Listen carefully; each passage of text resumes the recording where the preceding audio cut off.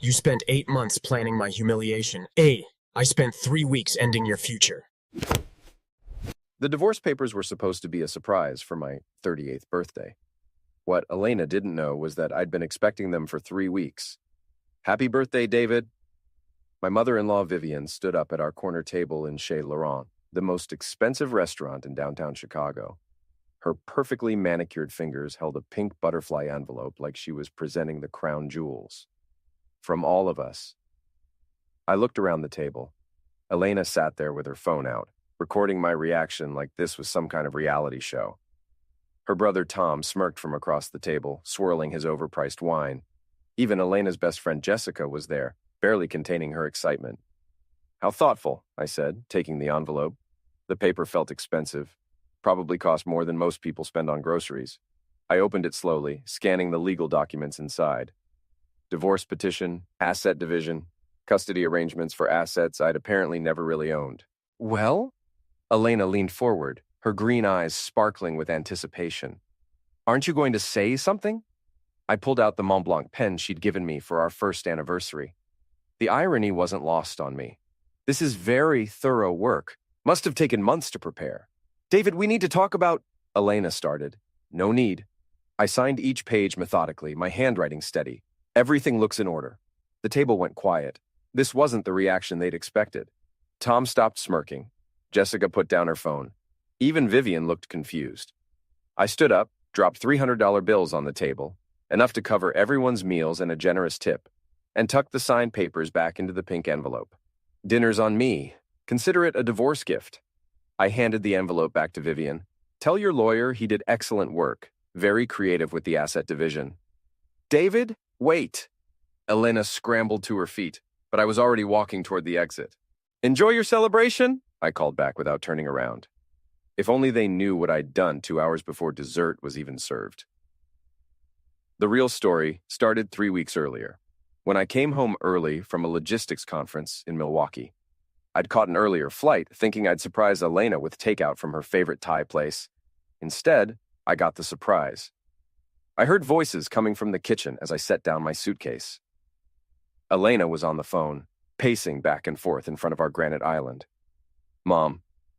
He has no idea. Richard says the Paris trip is all arranged, the hotel, everything. I just need to get through this birthday dinner, get the papers signed, and I'm free. I froze in the hallway, still holding the bag of pad thai. Half his assets, Elena. Make sure you get half. Richard promised you that promotion once you're divorced, right? Vice President of Marketing, you've earned it. My wife laughed. This sounds sharp and unfamiliar. David thinks I'm some helpless corporate drone who needs his protection. He has no idea I've been planning this for 8 months. Richard and I have been very careful. Richard, her boss. The same Richard who'd been to our house for dinner parties, who'd shaken my hand and complimented my barbecue skills. The kink retreat in Paris will be perfect, Elena continued. 2 weeks of everything David was too boring to try. Richard says the chateau has rooms specifically designed for... I'd heard enough. I backed out of the house quietly, drove around the block, and came home again 20 minutes later, making sure to slam the front door. Elena, I'm home. Brought Thai food. She appeared in the hallway, all smiles and kisses. You're early. How was Milwaukee? Boring conference stuff. How was your day? Oh, the usual office drama. Richard's been pushing everyone hard on the Morrison account. I smiled and nodded, playing the part of the oblivious husband while my mind raced. 8 months of planning. A promotion waiting for her. Paris. Richard.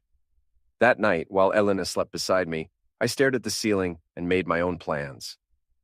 The next morning, I called my old army buddy Malik. He owned a bar called Murphy's on the south side, but more importantly, he had connections throughout the city. The kind of people who could find information others couldn't. Dave, what's going on, brother? I need a favor, Malik. A big one. Name it. I think Elena's cheating on me. I need proof. There was a pause. Crap, man, I'm sorry. What do you need? A private investigator. Someone discreet. And I need to move some assets around without Elena knowing. I know a guy, PI named Tommy Russo, used to be Chicago PD, and my cousin Marcus works at First National, handles private wealth management. How much are we talking about? I did some quick math in my head. About $12 million in business assets, plus the house, cars, investment accounts. I need it protected. Malik whistled. Wow, Dave, I knew your logistics company was doing well, but $12 million. Elena thinks I'm just a guy who moves boxes around in warehouses. She has no idea how much government contract work we actually do. Lucky for you. Unlucky for her. Within 48 hours, I had Tommy Russo following Elena and Richard, documenting their lunch meetings, their evening strategy sessions, and their weekend trips to the Four Seasons. The photos were damning. Richard's hand on Elena's thigh during a supposedly professional dinner. Elena leaving his apartment at 6 a.m. on a Tuesday, both of them checking into a hotel in Naperville using fake names. Meanwhile, Marcus helped me restructure everything. We created a family trust with my 19-year-old niece Sarah as the primary beneficiary. She was studying business at Northwestern and had always been more family to me than Elena's relatives ever were. The house went into an LLC. The business assets were transferred to offshore accounts that Elena's divorce lawyer would never find. Your wife's attorney is going to have a very bad day, Marcus told me as we finished the paperwork. On paper, you're worth about $50,000 in a 10-year-old pickup truck. Perfect. But I wasn't done. I wanted to understand exactly how deep this betrayal went. I hired a tech consultant named Jake, one of those pale, energy drink-fueled guys who could hack into anything with a Wi-Fi signal. Within a week, he had access to Elena's email, text messages, and cloud storage. The evidence was worse than I'd imagined. Elena and Richard had been planning this for almost a year. They'd researched divorce lawyers, calculated asset divisions, and even discussed how to frame me as an emotionally manipulative husband if I contested the divorce. But the worst part was the group chat between Elena, her mother Vivian, and her brother Tom. They called it Operation Butterfly. Apparently, my wife thought I was weak and fragile, easily crushed. Elena, David's so pathetic. He actually thinks I love him. Vivian, just remember, dear, you need to document everything. If he fights the divorce, we need evidence of emotional misuse. Tom, the guy's a loser, always has been. Remember how he used to work construction before he got lucky with that trucking company? Elena, Richard says once we're in Paris, he'll introduce me to some of his European clients. Real sophisticated people? Not like David's blue-collar friends. Vivian, you deserve so much better, sweetheart. Someone with class. Someone who understands fine dining and culture. Tom, I still can't believe he proposed to you at that dive bar. So embarrassing. I read through months of messages, each one a knife twist. They'd been mocking me, planning my humiliation, counting my money before they'd even filed the papers. The Paris trip was scheduled for the week after my birthday. Elena had already requested time off work, supposedly for a family emergency. Richard had booked the Château de Malmaison, a luxury resort that specialized in alternative lifestyle experiences. The itinerary included activities that would have made an adult movie star blush. I screenshotted everything, printed copies, stored backups in 3 different locations. Then I started planning my own operation. You seem different lately, Elena said over dinner the night before my birthday. We were at home eating the salmon she'd cooked, probably practicing her domestic goddess routine before she disappeared to France. Different how? I don't know. Distant. Are you okay? I looked across the table at her. Even knowing what I knew, she was still beautiful. Green eyes, auburn hair, the kind of smile that had made me fall in love with her 6 years ago. It was amazing how someone could look exactly the same while becoming a complete stranger. Just work stress. The Morrison account Richard mentioned. It's been keeping me up at night. Her face flickered with something. Guilt, maybe, or fear that I'd figured something out. Richard works his people pretty hard. I'm sure it'll settle down soon. I'm sure it will. After dinner, Elena went upstairs to take a bath. I waited until I heard the water running, then made my final preparations. First, I called Tommy Russo. I need you at Chez Laurent tomorrow night at 8. Elena's planning something big, and I want it documented. You got it, Dave. I'll be there with the good camera. Next, I called Jake. I need you to set up something special. Elena's going to film whatever happens tomorrow. I want that video to accidentally get shared with some very specific people. Her boss, her boss's wife, her entire department, and the board of directors at Pinnacle Marketing. Can you make it look like she sent it herself? Jake laughed. Oh man, that's evil. I love it. Give me access to her phone for 30 seconds tomorrow, and I'll make it happen. Finally, I called Sarah, my niece. She was home from Northwestern for spring break, working part-time at a coffee shop and complaining about her boring internship prospects. Uncle Dave, what's up? How would you like a real job? Something with actual responsibility and a salary that'll pay off your student loans? Are you serious? Doing what? Running a logistics company. 12 million in annual revenue, contracts with the Department of Defense, offices in 6 states. Interested? There was a long pause. Uncle Dave, are you okay? Did something happen? Something's about to happen. But first, I need you to do me a favor. Tomorrow night, I want you to go to Chez Laurent downtown at 8:30. Sit at the bar, order a drink, and film whatever happens at table 12. Can you do that? This sounds crazy, but yes, should I be worried? Not about anything that'll affect you. Trust me, Sarah, by this time next week, you're going to understand why I'm the uncle who always believed in you and Elena's family are the people who never will. The next morning, Elena was unusually affectionate. She made me breakfast, kissed me goodbye, and told me she had something special planned for my birthday dinner. I can't wait, I told her, and I meant it. I spent the day at my office tying up loose ends.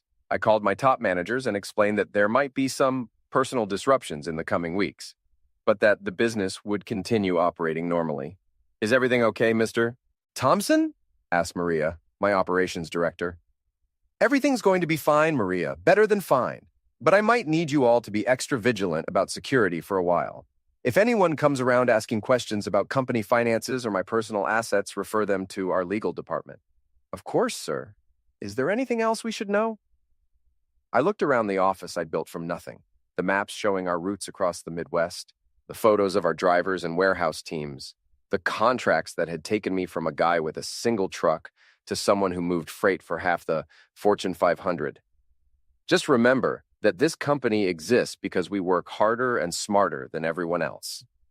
That's not going to change, no matter what happens in my personal life.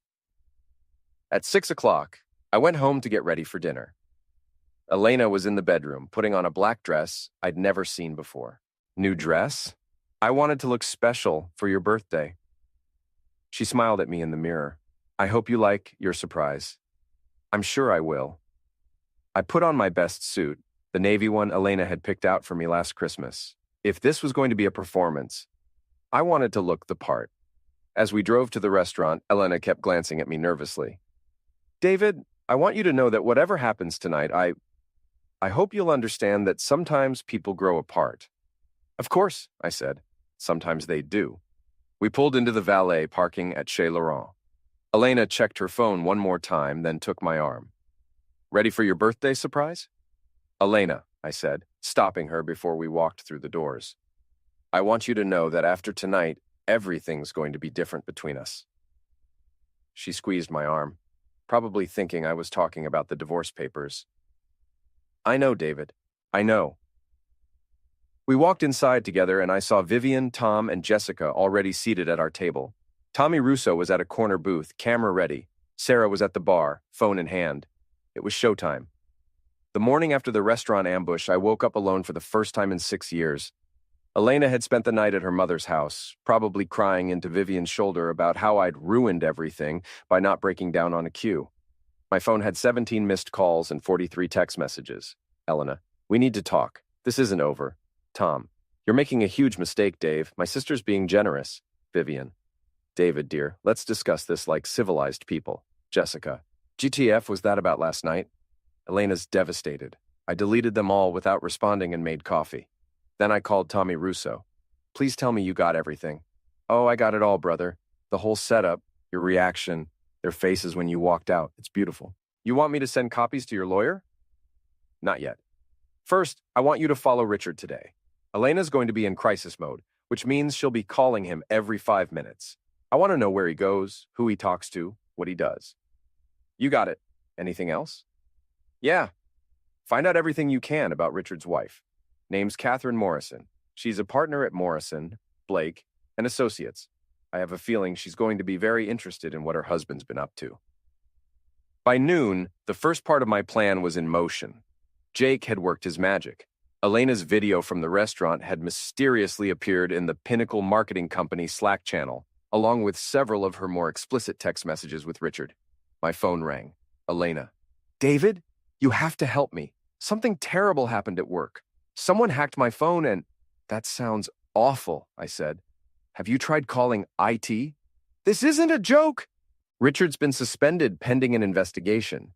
They're saying we had an inappropriate relationship. My job is on the line. I'm sorry to hear that, Elena. Maybe you should call your lawyer. David, please, I know you're angry about the divorce, but you can't let them destroy my career over this. I almost laughed. Elena, I'm not destroying anything. I'm just not fixing your problems anymore. She hung up on me. 20 minutes later, Tom called. What the heck did you do, Dave? I signed some papers, had a nice dinner, went home. Don't play dumb with me. Elena's career is ruined. Richard's wife is threatening to sue the company. Mom's getting calls from reporters. Reporters?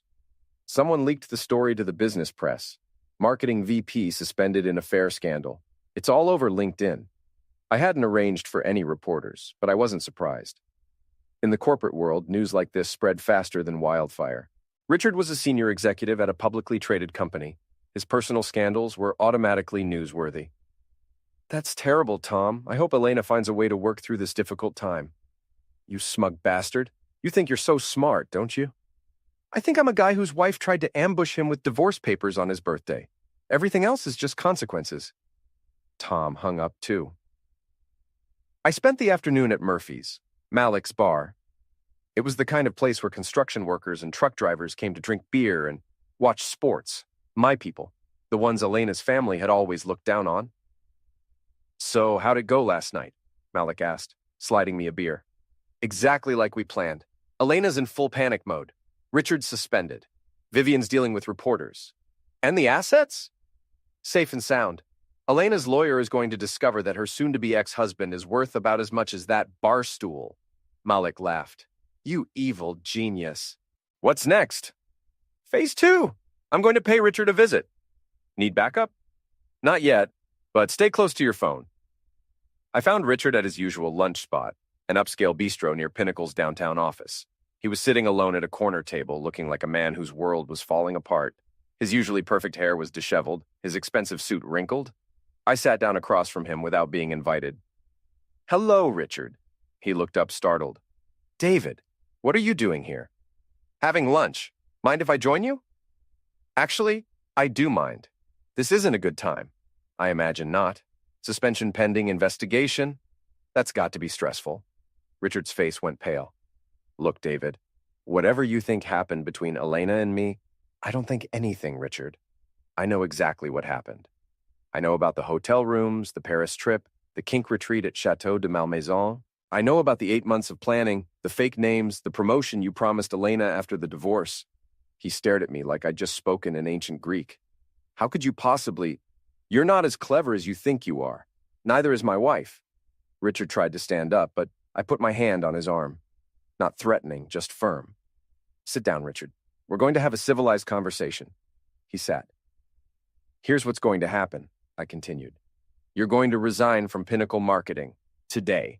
You're going to write a letter taking full responsibility for the inappropriate relationship with Elena, and you're going to recommend that she be terminated for violating company policy. I can't do that. Your career is over anyway. Catherine's filing for divorce, isn't she? And I'm guessing she's not going to be as generous as Elena expected me to be. Richard's shoulders sagged. How do you know about Catherine? I know a lot of things, Richard. For instance, I know that Catherine's law firm represents several of Pinnacle's biggest clients. I know that she's already spoken to the board of directors about potential liability issues. And I know that she's very, very angry. What do you want from me? I want you to disappear, resign, leave Chicago, start over somewhere else. Do that and I'll make sure the evidence of your more creative activities stays private. What evidence? I pulled out my phone and showed him a video screenshot. Him and Elena in a hotel room, engaged in activities that would make his conservative corporate board very uncomfortable. Jake's very good with security cameras, I said. Hotel surveillance systems are surprisingly easy to access if you know what you're doing. Richard stared at the image, his face cycling through shock, horror, and resignation. You've destroyed my life. No, Richard. You destroyed your own life. I'm just making sure the consequences stick. I stood up and dropped a 20 on the table. Enjoy your lunch. And Richard, stay away from my wife. She's about to have enough problems without you making them worse. Elena showed up at my office the next morning, looking like she hadn't slept in days. Her usually perfect makeup was smudged, her hair pulled back in a messy ponytail. She pushed past my receptionist and burst into my office without knocking. David, we need to talk, now. I looked up from my computer, where I'd been reviewing shipping manifests for our Defense Department contracts. Elena, this is unexpected. Richard resigned yesterday. Just walked out of the office and never came back. His wife is threatening to sue me personally for alienation of affection. That sounds complicated. Don't give me that innocent act.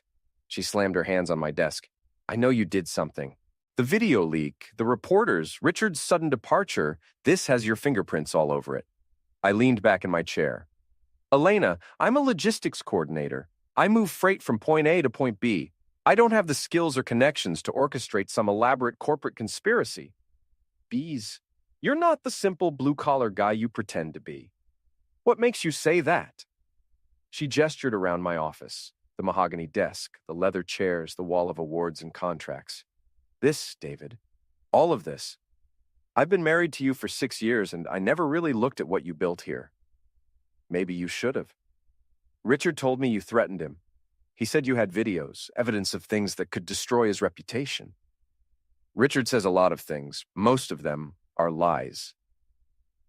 Elena started pacing back and forth in front of my desk. My lawyer can't find half your assets. The house is owned by some LLC I've never heard of. Your business accounts are showing almost nothing. What did you do? I protected myself. From what? From you, Elena. From your mother, your brother, your whole family. From people who thought I was too stupid to see what was coming. She stopped pacing and stared at me. You knew. You knew about the divorce papers before the dinner. I knew about a lot of things. How long? 3 weeks. Since the night I came home early and heard you on the phone with Vivian, planning your escape to Paris with Richard. Elena's face crumpled. For a moment, she looked like the woman I'd fallen in love with. Vulnerable, uncertain, human. David, I can explain. No need. You explained everything in your text messages. The group chat with your family was particularly illuminating. Operation Butterfly? Very creative name. She sat down heavily in one of my guest chairs. You read our messages? I read everything, Elena. Every email, every text, every hotel reservation. I know about the kink retreat, the promotion Richard promised you, the way you and your family laughed about my blue-collar friends and my pathetic marriage proposal. We were just venting. People say things they don't mean when they're frustrated.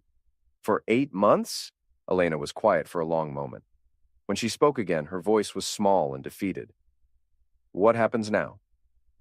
Now you figure out how to rebuild your life without Richard's promotion, without half my assets, and without the safety net you thought you had. David, please. I know I hurt you, but we can work through this. We can go to counseling, start over. Elena, stop. I stood up and walked to the window overlooking the warehouse floor. Below, my employees were loading trucks, moving freight, doing honest work for honest pay. You don't want to work through anything. You want me to fix the mess you made. That's not true. It is true. You're not here because you love me or because you want to save our marriage. You're here because Richard abandoned you. Your job is in jeopardy, and you're realizing that divorce isn't going to be the financial windfall you expected. I turned back to face her. But here's the thing, Elena. I'm not your safety net anymore. I'm not the guy who's going to solve your problems and clean up your mistakes. You wanted independence? Congratulations. You got it. Elena started crying, real tears, not the manipulative kind she used to get her way. I don't know what to do. Catherine Morrison is threatening to destroy me. The company's talking about termination. Mom's freaking out because reporters are calling the house. That sounds really difficult. David, please. I'll sign a postnup. Give up any claim to your business assets. We can start fresh. I walked back to my desk and sat down. Elena, do you remember our third date? We went to that little Italian place on Clark Street. What does that have to do with anything? You asked me what I wanted out of life. Do you remember what I said? She shook her head. I said I wanted to build something that mattered, something that would last. And I wanted to do it with someone who believed in me, who saw my potential even when I was just a guy with a truck and a dream. I did believe in you. No, Elena. You believed in what I could provide for you. There's a difference. I opened my desk drawer and pulled out a folder. These are the final divorce papers. I've already signed them. The settlement is very simple. You get the car you drive, your personal belongings, and $50,000. I get everything else. $50,000? David, that's not even enough for a down payment on an apartment. It's more than I had when I started this company. Elena stared at the papers like they were written in a foreign language. This can't be legal. I'm entitled to half of everything. You're entitled to half of what I owned when we got married. Unfortunately for you, I've restructured my assets considerably since then. You can't do this to me. Elena, I'm not doing anything to you. I'm just not doing anything for you anymore. She stood up, her sadness transforming back into anger. You think you're so smart, don't you? You think you've won some kind of game? This isn't a game, Elena. This is my life. The life you tried to steal from me. I'll fight this. I'll hire the best lawyer in Chicago. With what money? Richard's not going to help you. He's too busy trying to save his own career. Your mother's assets are tied up in that real estate investment that's been losing money for 2 years.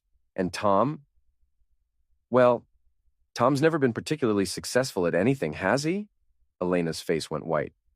How do you know about Mom's real estate problems? I told you, Elena. I know everything. She grabbed the divorce papers and headed for the door. This isn't over, David. Yes, it is. After she left, I sat in my office for a long time, looking out at the warehouse floor.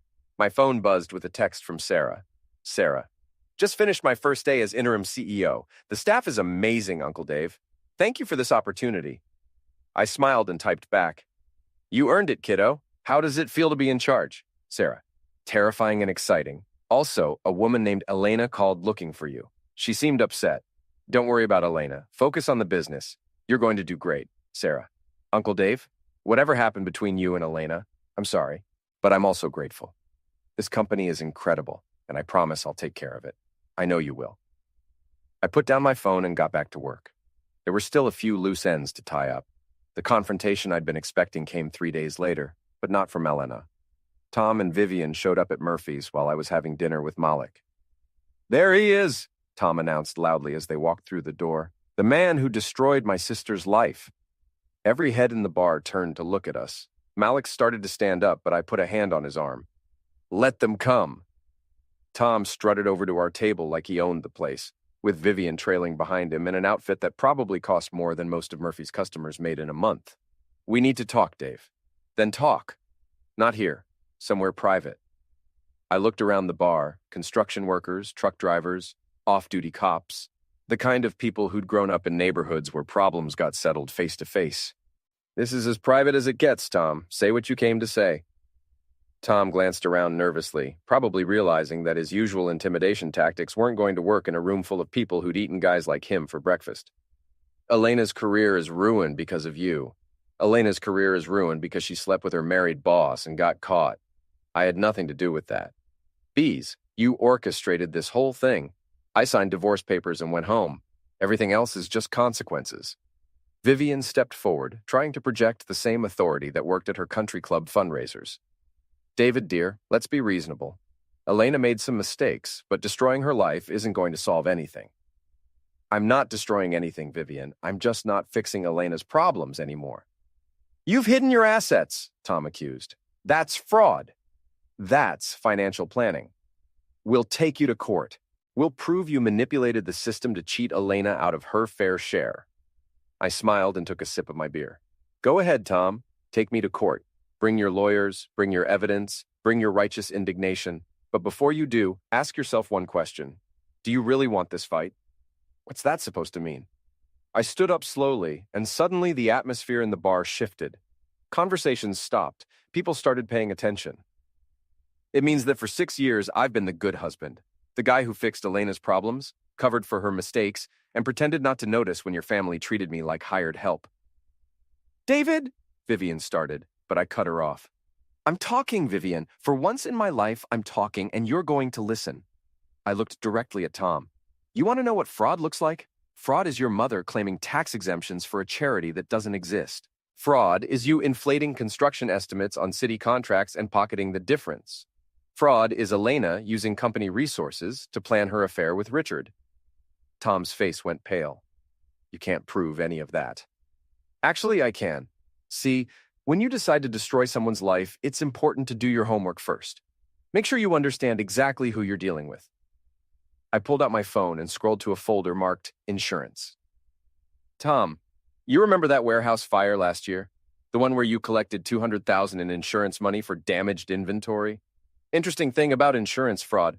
There's no statute of limitations on federal charges. You're bluffing. I showed him a photo on my phone. Security camera footage of Tom moving perfectly good merchandise out of the warehouse 2 days before the accidental fire. Am I? Tom stared at the image, his swagger completely gone. I turned to Vivian. And you, Vivian. The Riverside Children's Foundation, lovely name for a charity. Too bad it's just a shell company you use to hide income from your real estate investments. The IRS is very interested in charities that spend more money on administrative costs than they donate to actual children. Vivian's perfect composure cracked. How did you? I'm a logistics coordinator, remember? I'm very good at tracking things that move from place to place. Money, merchandise, lies, they all leave trails. The bar was dead silent now. Even the bartender had stopped washing glasses. Here's what's going to happen, I continued. You're going to leave Elena alone to deal with the consequences of her choices. You're going to stop calling me, stop threatening me, and stop pretending that I'm the villain in this story. And if we don't, Tom asked, trying to sound tough but failing completely, then I make some phone calls. The IRS gets an anonymous tip about Vivian's charity. The FBI gets some interesting information about Tom's construction contracts. Elena's new employers, assuming she finds any, get a detailed report about her professional ethics. I sat back down and picked up my beer. But I don't think it'll come to that. You're both smarter than you pretend to be. You know when you're beaten. Tom looked at his mother, then back at me. You son of a witch. Tom, Malik said quietly, speaking for the first time since they'd arrived. I think you should leave now. It wasn't a suggestion.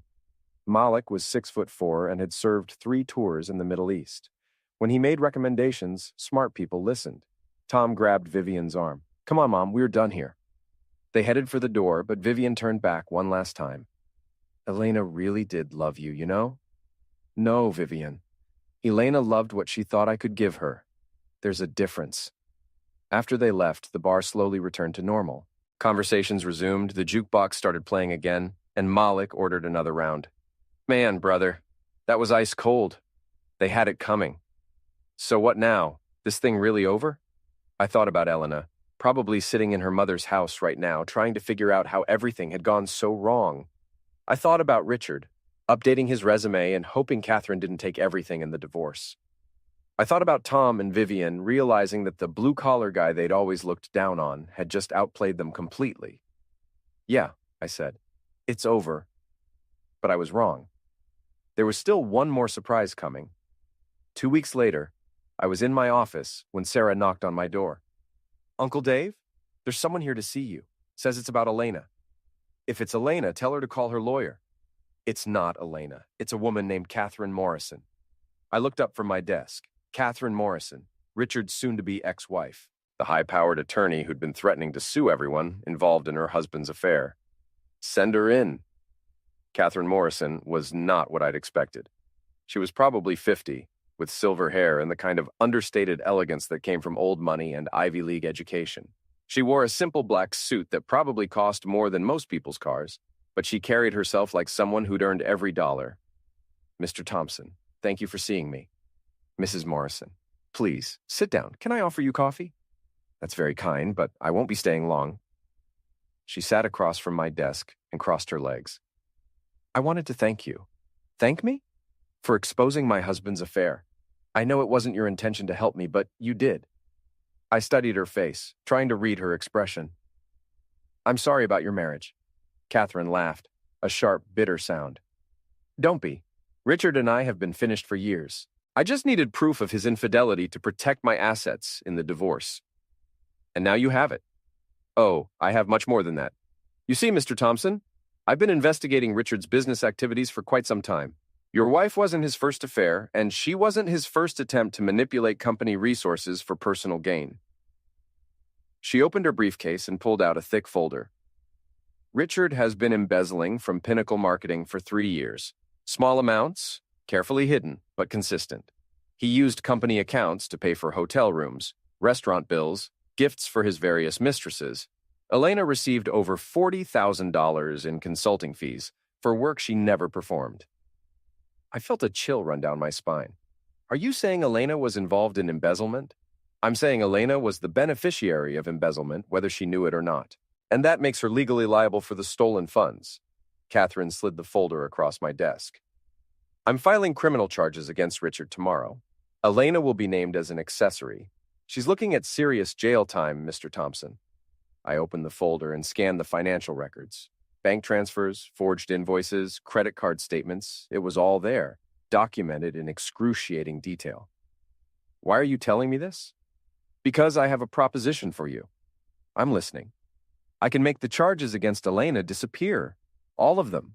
She walks away clean, starts over somewhere else, and never bothers you again.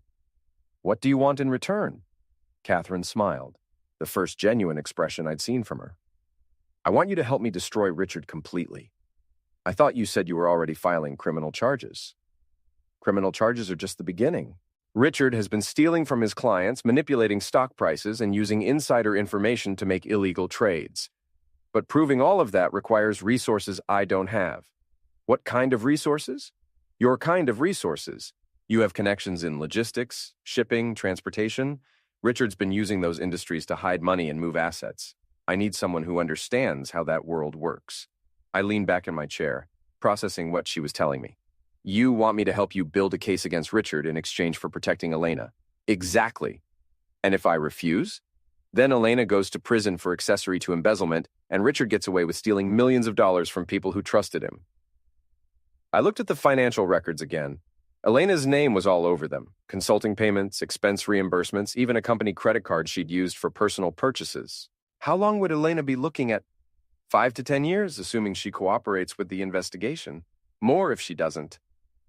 The room was quiet except for the sound of trucks moving in the warehouse below. I thought about Elena, probably still living with her mother, still hoping that somehow this would all blow over and she could rebuild her life. What exactly would you need from me? Access to shipping records, transportation manifests, anything that shows how Richard moved money through logistics companies. I know he used at least 3 different freight companies to hide assets, but I can't prove it without inside information. And in exchange, Elena walks away clean? Elena disappears. New city, new name if necessary, clean background check. She gets a chance to start over, but she never contacts you again. I stood up and walked to the window. Below, Sarah was talking to one of our drivers, pointing at a clipboard and laughing at something he'd said. She'd been running the company for 2 weeks and was already more popular with the staff than I'd ever been. There's one more thing I want, I said without turning around. Name it. I want Elena to know that I'm the one who saved her from prison. I want her to understand that after everything she did to me, I'm still the one who protected her when it mattered. That seems unnecessarily cruel. I turned back to face Catherine. Mrs. Morrison, your husband and my wife tried to destroy my life for their own entertainment. They laughed about it, planned it, celebrated it. A little cruelty seems appropriate. Catherine considered this for a moment, then nodded. Agreed. I'll make sure Elena understands exactly who saved her from federal prison. Then we have a deal. She stood up and extended her hand. Pleasure doing business with you, Mr. Thompson. Likewise, Mrs. Morrison. After she left, I sat in my office for a long time staring at the financial records. Elena had been more involved in Richard's schemes than I'd realized. She hadn't just cheated on me. She'd been stealing from his company, taking money that didn't belong to her, building her escape plan with stolen funds. But she was still my wife. For a few more weeks anyway, until the divorce was finalized. And despite everything she'd done, I wasn't going to let her go to prison. I picked up my phone and called Tommy Russo. Tommy, I need you to dig up everything you can find on Richard Morrison's business dealings. Focus on shipping companies, freight brokers, anything involving transportation. This related to your divorce? This is related to making sure the right people pay for their crimes. 3 days later, I had everything Catherine needed. Richard had been using a network of shell companies to move embezzled funds through fake shipping contracts. He'd stolen over $2 million from Pinnacle Marketing and its clients, hidden the money in offshore accounts, and planned to disappear to the Cayman Islands after Elena's divorce was finalized. I delivered the evidence to Catherine personally. This is excellent work, Mr. Thompson. The FBI will have everything they need to freeze Richard's assets and extradite him if he tries to run. And Elena? Elena will receive a visit from federal agents tomorrow morning. They'll explain that she's been cleared of all charges due to cooperation from a confidential informant. They'll also explain that she needs to leave Chicago immediately and never return. Perfect. There is one more thing, Mr. Thompson. Yes? Elena will probably try to contact you after she learns about this. She'll want to thank you or apologize or try to reconcile. I strongly advise against any communication with her. Don't worry, Mrs. Morrison. After tomorrow, Elena and I will never speak again. But I was wrong about that too. Elena called me at 6 in the morning, 3 days after the FBI agents had visited her. David, please, I need to see you. Just once. I need to explain. There's nothing to explain, Elena. There's everything to explain. I know what you did for me. I know you saved me from prison. I was silent for a long moment. How did you find out? Agent Martinez told me that a confidential informant had provided evidence clearing me of criminal liability. It wasn't hard to figure out who that was. Elena, please, David, one conversation, face to face. Then I'll disappear like they told me to, and you'll never see me again. Against my better judgment, I agreed to meet her at Millennium Park. Neutral ground, public place, somewhere she couldn't make a scene. She was waiting by the bean when I arrived, sitting on a bench with a suitcase beside her. She looked smaller than I remembered, fragile in a way that made her seem younger. Thank you for coming. I sat down next to her, maintaining careful distance. You said you wanted to explain something. I wanted to explain everything. The affair, the divorce papers, the way I treated you, all of it. Elena, I don't need explanations. I need closure. Then let me give you closure. She turned to face me, and I could see that she'd been crying. David, I was never good enough for you. What? I was never good enough for you, and I knew it from the beginning. You were this incredible man who built something amazing from nothing, and I was just a corporate drone who got lucky when you fell in love with me. I stared at her, completely caught off guard. Elena, that's not... It is true. You deserved someone who believed in you, who supported your dreams, who saw your potential. Instead, you got me. Someone who was so insecure about not being worthy of you that I convinced myself you weren't worthy of me. She wiped her eyes with a tissue. The affair with Richard, the divorce plans, the way my family treated you, it was all because I was terrified that someday you'd realize you could do better than me. So, you decided to leave first. I decided to hurt you before you could hurt me. I decided to take what I could and run before you figured out what a mistake you'd made.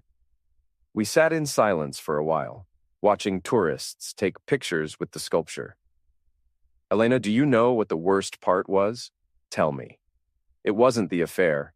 It wasn't even the divorce papers on my birthday. It was the group chat with your family, where you called me pathetic and laughed about our engagement. Elena closed her eyes. I know. I've read those messages 100 times since this all started. I don't know who that person was, David. I don't know how I became someone who could say those things about the man I married. You became someone who was afraid. Yes, I was afraid of not being enough, so I became less than nothing. She stood up and picked up her suitcase. I'm moving to Portland. I have a friend there who says she can help me find work. Nothing glamorous, but it's a start. That sounds good, Elena. I hope it works out. David, I need you to know something. When I said I loved you, I meant it. I was just too scared and selfish to love you the way you deserved. I know. And I need you to know that what you did for me, saving me from prison, giving me a chance to start over, it's more than I deserved, more than I had any right to expect. Everyone deserves a second chance, Elena. She leaned down and kissed my forehead, a gesture so gentle and sad that it almost broke my heart. Be happy, David. Find someone who sees what I was too blind to see. Find someone who deserves you. Take care of yourself, Elena. I will. And David, thank you for everything. For loving me when I couldn't love myself. For protecting me when I didn't deserve protection. For being the man I always knew you were but was too afraid to admit. She walked away without looking back, pulling her suitcase behind her across the park. I watched until she disappeared into the crowd, then sat alone on the bench for another hour, thinking about the last 6 years of my life. When I finally got up to leave, I felt something I hadn't expected. Peace. Elena was right about one thing. I did deserve someone who saw my potential, who believed in my dreams, who loved me for who I was rather than what I could provide. And someday, I'd find that person. But first, I had a company to run and a life to rebuild. I walked back to my car and drove to the office, where Sarah was waiting with quarterly reports and a smile that reminded me why family is about more than just shared DNA. How did it go, Uncle Dave? It went exactly the way it needed to go. Are you okay?